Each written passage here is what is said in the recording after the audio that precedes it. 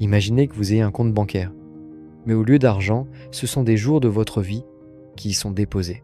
Chaque jour, vous recevez un nombre limité de jours.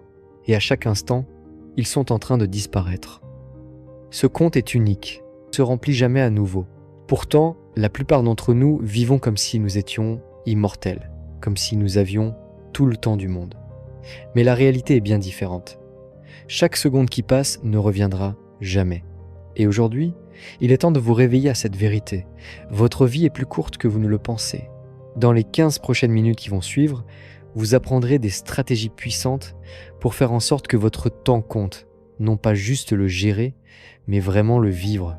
Ce ne sont pas des conseils génériques sur la gestion du temps, ce sont des idées profondes sur la façon dont la vie fonctionne réellement. Le temps joue des tours à votre esprit, et comprendre ces tours est votre premier pas pour le maîtriser. Souvenez-vous, quand vous étiez enfant, l'été semblait infini. Un seul jour pouvait ressembler à une semaine. Mais maintenant, les années passent comme des mois. C'est le paradoxe de l'unité de temps. Et ce n'est pas seulement dans votre tête, c'est ainsi que votre cerveau fonctionne réellement. Voici la science. Votre cerveau mesure le temps en enregistrant de nouvelles expériences. Quand vous étiez enfant, tout était nouveau, votre cerveau enregistrait constamment, ce qui rendait le temps plus lent. Mais, à l'âge adulte, vos routines font que les journées se mélangent. Même petit déjeuner, même trajet, mêmes émissions Netflix. Votre cerveau saute littéralement l'enregistrement de ces moments. Juste un autre jour normal, coincé dans sa zone de confort. C'est le piège de l'aveuglement au temps. Mais vous pouvez pirater ce système. Prenez des chemins différents pour aller au travail. Apprenez une nouvelle compétence chaque mois. Engagez des conversations avec des inconnus. Chaque nouvelle expérience oblige votre cerveau à prêter attention, ce qui fait à nouveau étendre le temps. Et voici la plus grande erreur de perception du temps.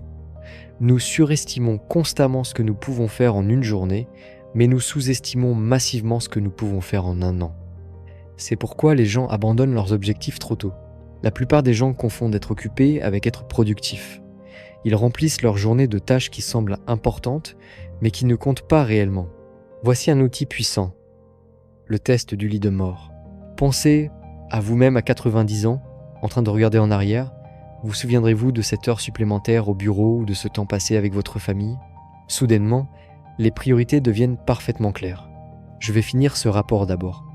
Pendant ce temps, les vraies priorités de la vie passent, un jour après l'autre. Voici ce que les gens à succès comprennent. Savoir ce qu'il ne faut pas faire est plus précieux que savoir ce qu'il faut faire. C'est la stratégie des 2 listes. Écrivez tout ce que vous voulez accomplir, maintenant, puis entourez les 3 premiers éléments. Tout le reste, c'est votre liste à éviter. Pensez à l'intérêt composé, mais pour les choix de vie. De petits investissements quotidiens dans les bonnes priorités se multiplient avec le temps. Mais il y a un piège. Les réseaux sociaux, les tâches inutiles et les distractions constantes volent votre attention de ce qui compte vraiment. La solution, éliminez sans pitié le non essentiel. Votre temps. Le temps est trop précieux pour autre chose. Les relations fonctionnent comme des comptes bancaires. Chaque petite interaction est soit un dépôt, soit un retrait. Un compliment sincère est un dépôt. Être constamment en retard est un retrait. Et comme dans les vraies banques, vous ne pouvez pas faire de retrait si vous n'avez pas fait de dépôt. Je ne comprends pas pourquoi ils sont contrariés. Je ne les contacte que quand j'ai besoin de quelque chose. Et là est le problème. La plupart des gens se concentrent sur les grands gestes, les cadeaux chers, les grandes célébrations, mais voici la vérité. Les petits dépôts quotidiens comptent plus. Un texto aléatoire pour prendre des nouvelles, se souvenir de petits détails, être là pendant les moments difficiles, voici quelque chose de contre-intuitif. La souffrance partagée crée des liens plus forts que le plaisir partagé. Traverser des défis ensemble crée des connexions plus profondes que de simplement s'amuser. Et ne négligez pas vos liens faibles. Ces connaissances occasionnelles et amis distants, ce sont vos ponts vers de nouvelles opportunités, idées et perspectives. Les liens forts vous réconfortent, mais les liens faibles vous aident à grandir. Vous voulez élargir votre perception du temps? Aidez les autres. C'est le paradoxe ultime. 2 vous fait sentir que vous en avez plus.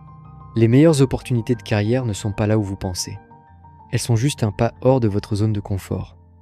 C'est le possible adjacent. Le point idéal entre ce que vous savez et ce que vous pourriez savoir. Je dois rester dans ma voie.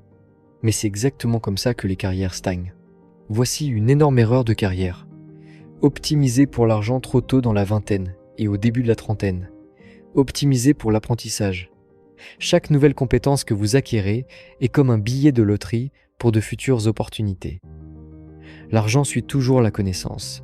Oubliez l'échelle de carrière. C'est un piège. Les carrières modernes sont plus comme des jeux de jungle. Déplacez-vous latéralement, en diagonale, même parfois en arrière. Chaque mouvement construit une combinaison de compétences uniques qui vous rend irremplaçable. Ce travail est confortable, mais le confort est du sable mouvant de carrière. Plus vous restez dans un rôle que vous avez dépassé, plus il devient difficile de partir. Voici le secret. Utilisez la procrastination productive. Quand vous évitez une tâche, canalisez cette énergie pour apprendre quelque chose de nouveau. Vos projets de procrastination révèlent souvent votre vraie passion. La santé ne concerne pas seulement vivre plus longtemps. C'est votre multiplicateur de force vitale. Chaque autre aspect de votre vie s'améliore ou souffre en fonction de votre santé. Pensez à cela. Préférez-vous avoir 8 heures pleines d'énergie ou 12 heures épuisantes? Vos niveaux d'énergie comptent plus que votre temps. Je dormirai quand je serai mort. Mauvais état d'esprit. Le sommeil n'est pas juste du repos, c'est le super pouvoir de votre cerveau. Sans lui, votre prise de décision est aussi mauvaise que si vous étiez ivre. Cette promotion que vous voulez et cette relation que vous êtes en train de construire, elles dépendent toutes de votre cerveau qui fonctionne à son meilleur. Voici quelque chose dont personne ne parle. Vous êtes 2 personnes différentes, le matin et le soir. Le matin, vous faites des plans. Le soir, vous devez les mettre en œuvre. Ne laissez pas le matin vous tyranniser. Vous voulez un hack de vie, micro-exercice. 10 pompes ici, une petite marche là, 5 minutes d'étirement, ces petits mouvements s'accumulent. Votre corps a été conçu pour bouger, pas pour rester assis pendant 8 heures. Souvenez-vous, ce mouvement physique crée de la clarté mentale. Vous êtes bloqué sur un problème? Bougez votre corps. La solution viendra.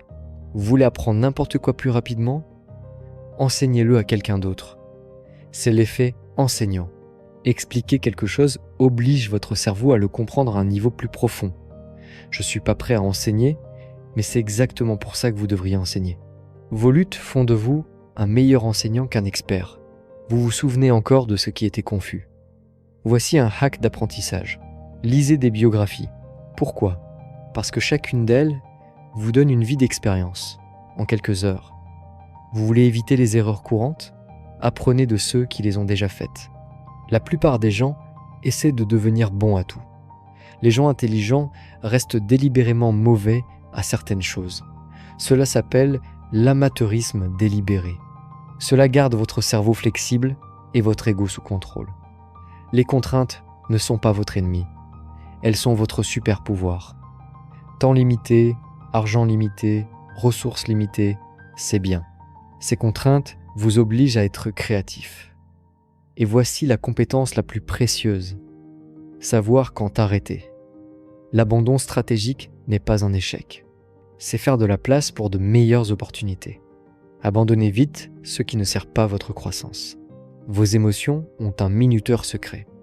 Les produits chimiques qui créent une émotion, comme la colère, la peur, la frustration, durent exactement 90 secondes dans votre corps. Après cela, vous choisissez de rester dans cette émotion.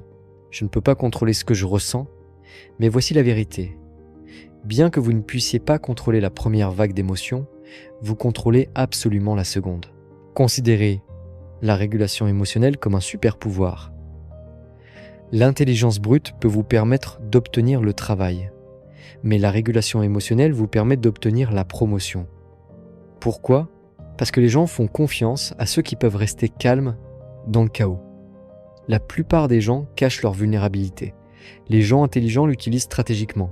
Montrer la bonne quantité de vulnérabilité au bon moment crée une confiance plus profonde que d'apparaître toujours parfait.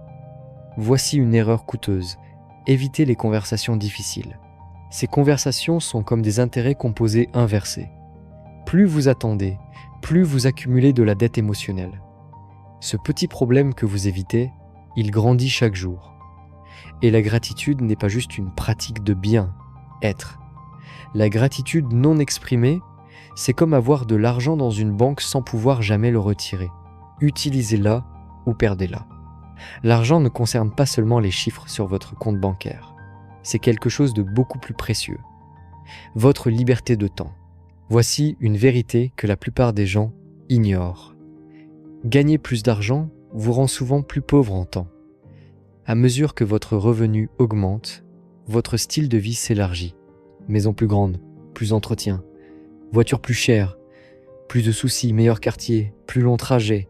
Enfin, je peux tout me permettre, mais c'est le piège. L'inflation du style de vie est comme courir sur un tapis roulant.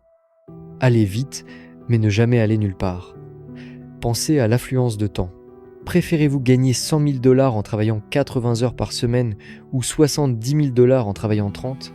Votre véritable taux horaire inclut tout ce que vous sacrifiez pour cet argent. La plupart des gens inversent cela. Ils achètent des objets, mais louent des expériences. Les gens intelligents louent des objets et achètent des expériences. Pourquoi ? Parce que les expériences prennent de la valeur, les objets en général pas. Voici la compétence financière ultime. Créer des marges. Vivre en dessous de vos moyens ne consiste pas à se restreindre, mais à créer de l'espace pour des opportunités. Cet espace est votre ticket pour une véritable richesse.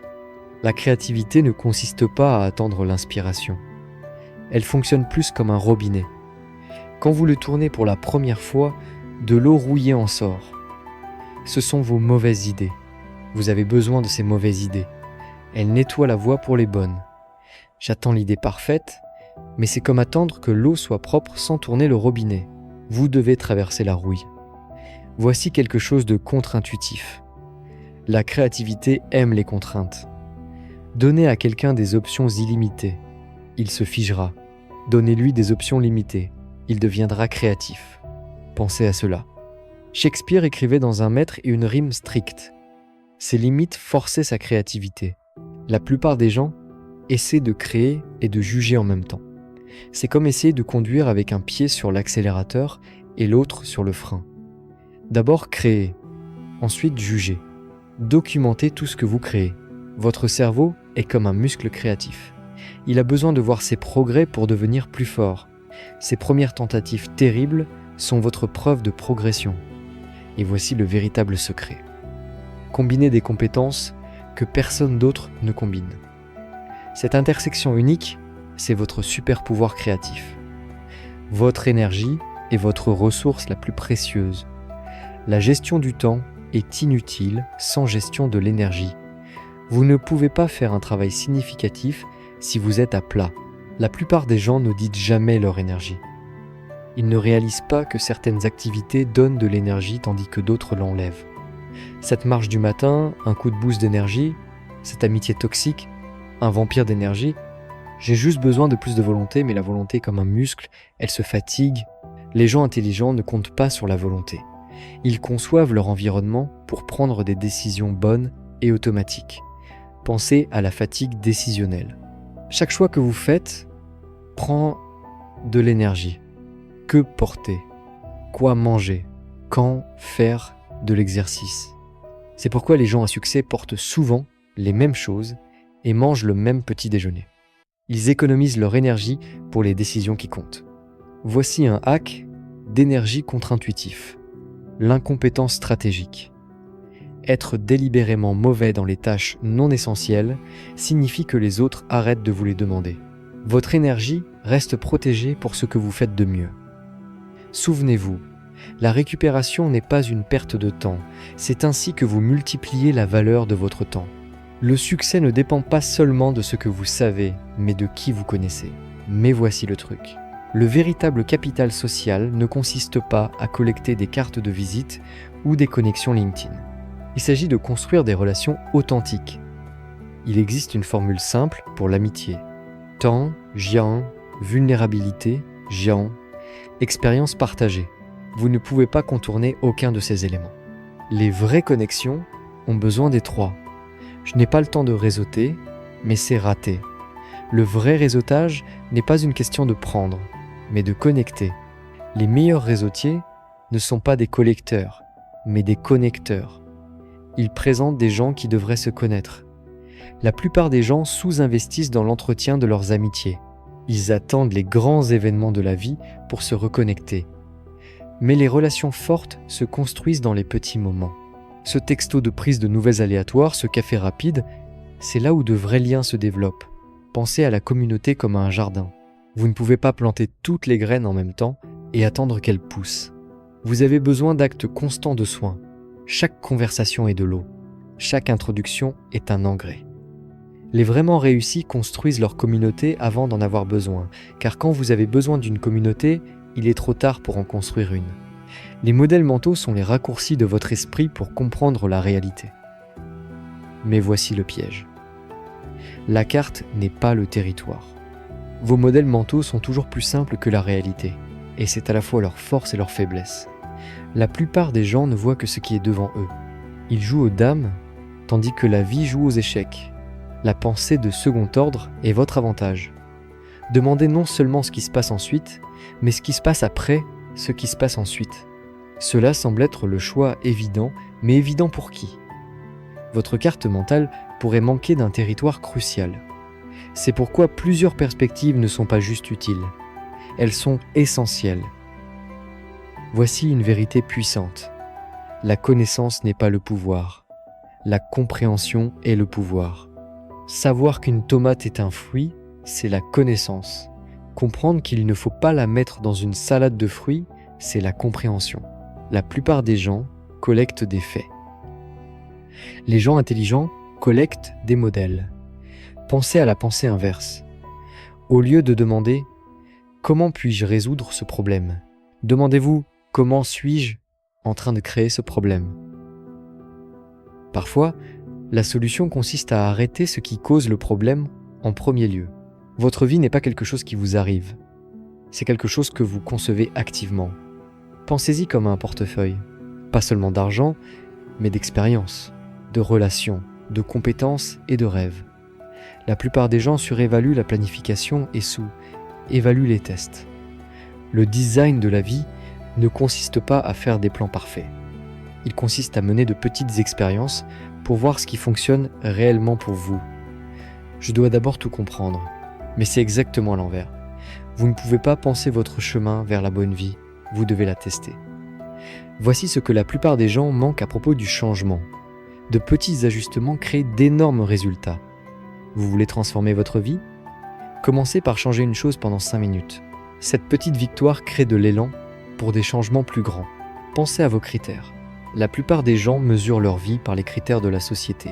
Argent, statut, possession. Mais que diriez-vous si vous conceviez vos propres critères ? Et si le succès signifiait passer du temps avec votre famille, ou apprendre de nouvelles compétences, ou aider les autres ? Les revues régulières de la vie ne sont pas facultatives. Ce sont elles qui vous permettent de repérer les problèmes alors qu'ils sont encore petits. Les mensuels préviennent les regrets annuels.